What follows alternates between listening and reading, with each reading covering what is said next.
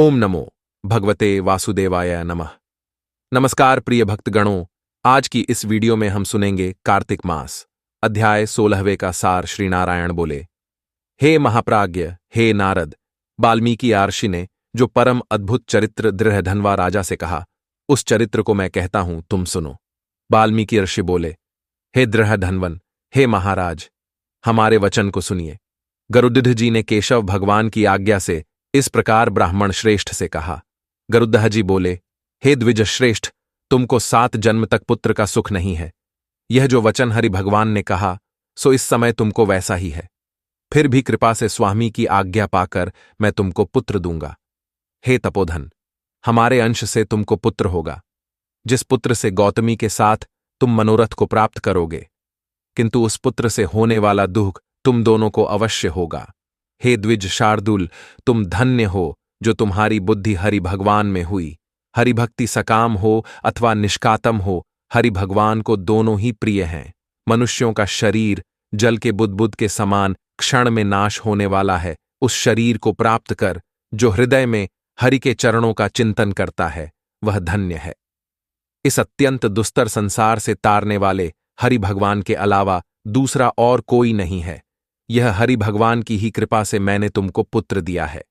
मन में श्री हरि को धारण कर सुखपूर्वक विचारों और उदासीन भाव से संसार के सुखों को भोगो।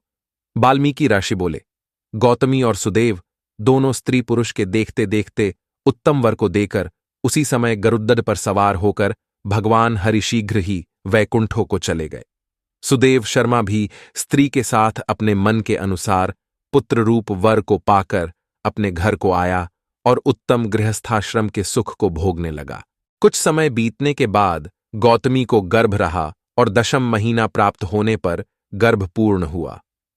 प्रसूति काल आने पर गौतमी ने उत्तम पुत्र पैदा किया और पुत्र के होने पर सुदेव शर्मा बहुत प्रसन्न हुआ। श्रेष्ठ ब्राह्मणों को बुलाकर जातकर्म संस्कार किया और अच्छी तरह स्नान कर ब्राह्मण श्रेष्ठ सुदेव शर्मा ने उन ब्राह्मणों को बहुत दान दिया। ब्राह्मण और स्वजनों के साथ बुद्धिमान सुदेव शर्मा ने नामकरण संस्कार किया। कृपालु गरुड़ जी ने प्रेम से यह पुत्र हुआ था। शरतकालीन चंद्रमा के समान उदय को प्राप्त तेजस्वी यह शुक के सदृश है, इसलिए मेरा यह प्रिय पुत्र शुकदेव नाम वाला हो। माता के मन को आनंद देने वाला वह पुत्र पिता के मनोरथों के साथ साथ शुक्ल पक्ष के चंद्रमा के समान बढ़ाने लगा। पिता ने हर्ष के साथ उपनयन संस्कार कर गायत्री मंत्र का उपदेश किया। बाद वह बालक वेदारंभ संस्कार को प्राप्त कर ब्रह्मचर्य व्रत में स्थित हुआ। उस ब्रह्मचर्य के तेज से युक्त बालक साक्षात दूसरे सूर्य के समान शोभित हुआ। बुद्धिसागर उस बालक ने वेद का अध्ययन प्रारंभ किया। उस गुरुवत्सल बालक ने सद्बुद्धि से अपने गुरु को प्रसन्न किया और गुरु के एक बार कहने मात्र से समस्त विद्या को प्राप्त किया। वाल्मीकि महर्षि बोले, एक समय कोटि सूर्य के समान प्रभाव वाले देवल महर्षि आए। उनको देखकर हर्ष से सुदेव शर्मा ने दंडवत प्रणाम किया। अर्घ्य पाद्य आदि से विधिपूर्वक उन देवल मुनि की पूजा की और महात्मा देवल के लिए आसन दिया। अति तेजस्वी देवदर्शन देवल महर्षि उस आसन पर बैठ गए। बाद अपने चरणों पर बालक को गिरे हुए देखकर देवल महर्षि बोले, देवल मुनि बोले, अहो हे सुदेव, तुम धन्य हो। तुम्हारे ऊपर भगवान प्रसन्न हुए, क्योंकि तुमने दुर्लभ सुंदर श्रेष्ठ पुत्र को प्राप्त किया है। ऐसा विनीत बुद्धिमान बोलने में चतुर वेदपाठी और शीलवान पुत्र कहीं भी किसी के यहां नहीं देखा। हे पुत्र, यहां आओ। तुम्हारे हाथ में यह कौतुक क्या देखता हूं? सुंदर छत्र, 2 चामर, यवरेखा के साथ कमल, जानू तक लटकने वाले हाथी के सुडड्ढा के समान ये तुम्हारे हाथ, कान तक फैले हुए विशाल लाल नेत्र, शरीर घोल आकार का, त्रिवली से युक्त पेट है। इस प्रकार उस बालक के विषय में कहकर उस ब्राह्मण को उत्कंठित देखकर देवल महर्षि फिर बोले, अहो हे सुदेव, यह तुम्हारा लड्ढ का गुणों का समुद्र है। कंधा और कोख का संधिस्थान गूढ़ है। शंख के समान उतार चढ़ाव युक्त गला वाला, चिक्कण टेढ़े सिर के बाल वाला, ऊंची छाती, लंबी गर्दन, बराबर कान, बैल के समान कंधा, इस तरह समस्त लक्षणों से युक्त यह पुत्र श्रेष्ठ भाग्य का निधि है। एक ही बहुत बड्ढा दोष है जिससे सब व्यर्थ हो गया।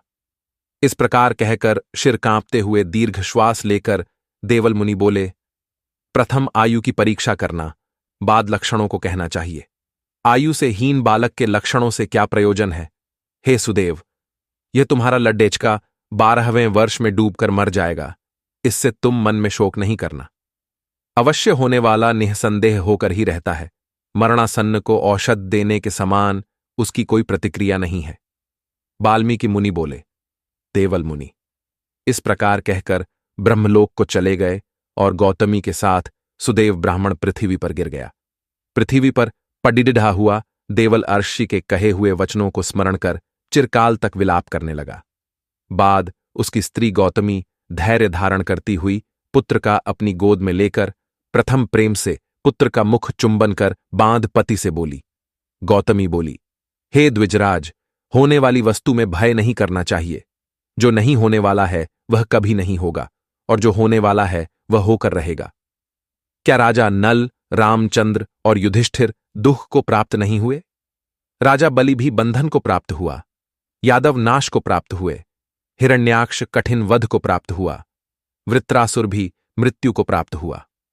सहस्रार्जुन का शिर काटा गया, रावण के भी उसी तरह शिर काटे गए।